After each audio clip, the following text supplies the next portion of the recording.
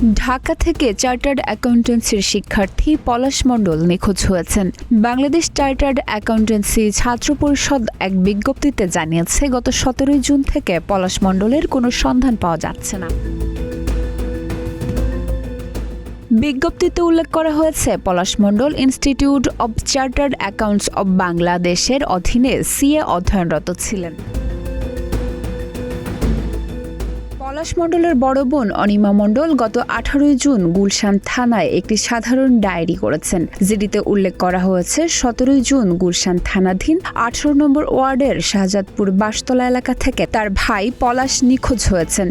এই ঘটনায় Bangladesh chartered accountancy ছাত্র পরিষদের পক্ষ থেকে প্রকাশিত বিজ্ঞপ্তিতে পলাশের দ্রুত সন্ধান কামনা করা হয়েছে। একই সঙ্গে পরিবারের পক্ষ থেকেও সকলের সহযোগিতা চাওয়া হয়েছে। পলাশ মণ্ডলের সন্ধান পেয়ে থাকলে বা তার সম্পর্কে কোনো তথ্য জেনে থাকলে জাতীয় জরুরি সেবা 999 বা গুলশান থানা অথবা স্ক্রিনে থাকা নম্বরে যোগাযোগ করার অনুরোধ জানানো হচ্ছে।